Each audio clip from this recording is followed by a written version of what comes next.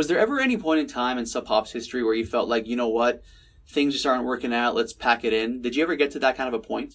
Yeah, and the funny thing about that is I was just going through the timeline the other day, and I would say late August of 91, John and I were about the only ones left in the office. We had laid off the staff, and we went to a convention that my friend Calvin put together in Olympia called the International Pop Underground Convention. Fugazi was there, L7 was there, all sorts of bands were there.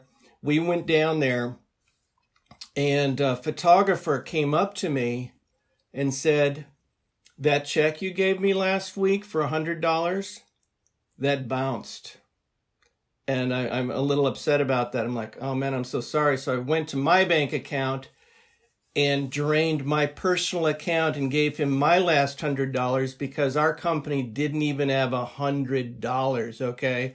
Now you got to realize this is late August.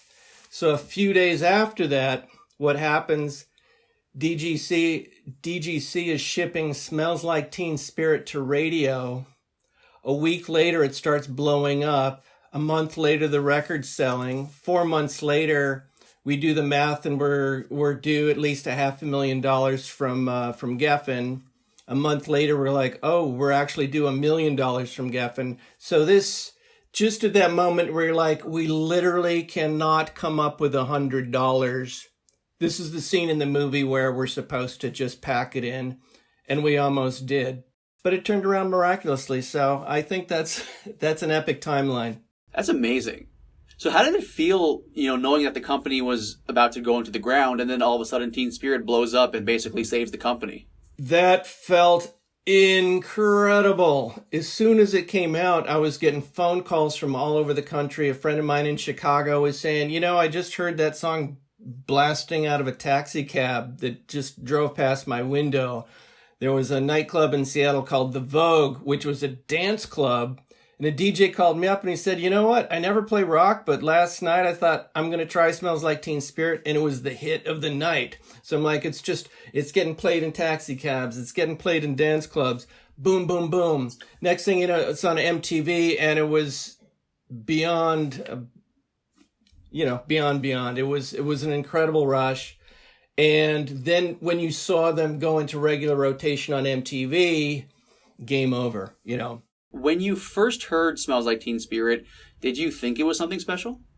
Absolutely. Although I had some criticisms of their earlier work, I remember John and we were down at this Seattle nightclub, and a representative from DGC, this is probably August of 91, said she had a tape of the album, and we went outside and we went in her car, we threw it on, we heard it from front to back, and every second of that record was blowing our minds. We instinctively knew that it was going to be huge, and especially Smells Like Teen Spirit. As soon as we heard it, we're like speechless.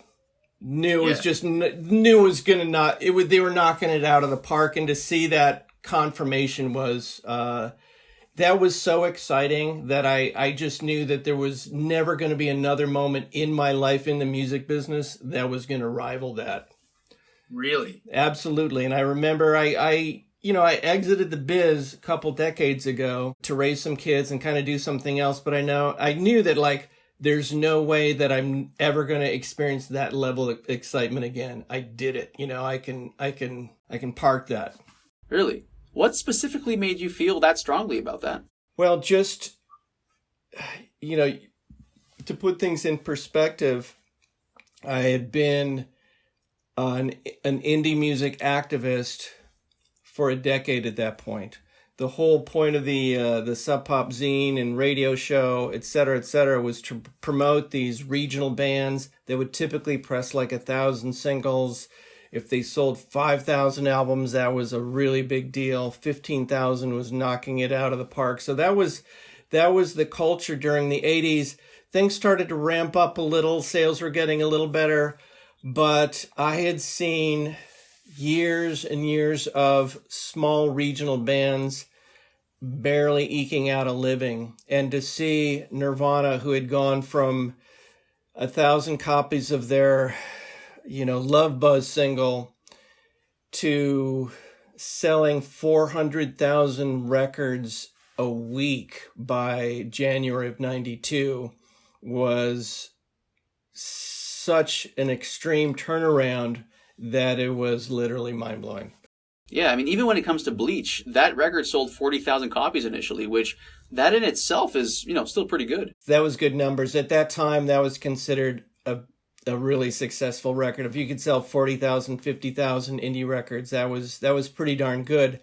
Now, I also want to mention, just for some context, is that right as Smells Like Teen Spirit came out, Sub Pop simultaneously released an album by Mudhoney, who released an album called Every Good Boy Deserves Fudge, and that wound up selling 100,000 records, which, those are great numbers, and that record really helped us out as well, but it was dwarfed by the millions and millions of sales of Nevermind. But yeah. I want to give Mudhoney their due because they actually had a hit record there. I was talking to Jack and Dino a little while back, and he mentioned that in his opinion, and in the opinions of others in the scene from the early days, they thought that if a band was going to blow up from that scene, it would have been Mudhoney.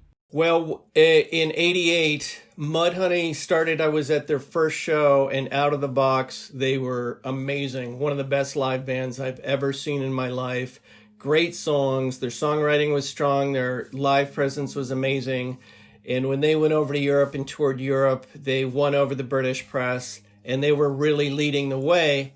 Now, a story that I tell in a book that I released called Experiencing Nirvana has to do with a Sub Pop showcase in London in December of 89, where Nirvana opened, Scroop Tad played second, and Nirvana finished up.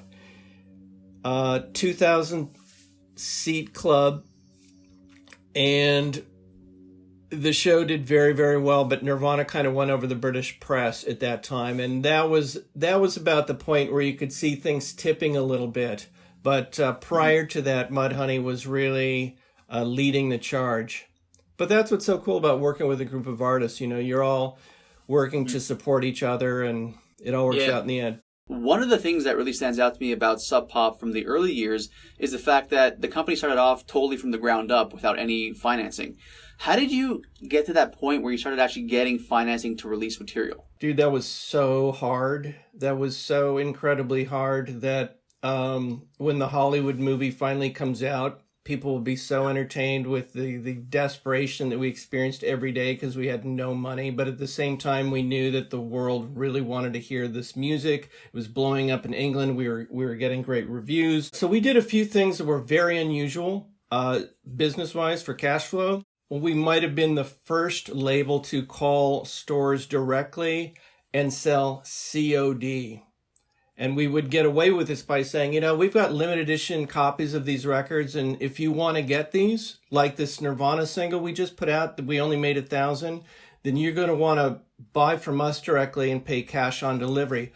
We also worked through distributors and so forth, but those distributors would take months and months and months to pay, and that was killing us. So by going directly to retail, we're able to get our cash flow turned around.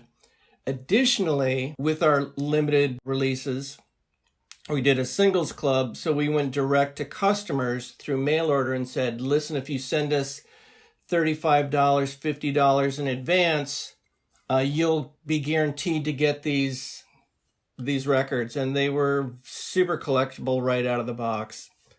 So we were getting checks every day from people all over the world, and that helped us out. But even then, it was excruciating trying to keep the company afloat. Thanks for watching, guys. If you like what you see, make sure to subscribe for more. All the videos on this channel are original. I'm the one conducting all the interviews and editing all the videos together. So if you guys like what you see and you want to support, the best way to do so is honestly just to subscribe. Lots more to come.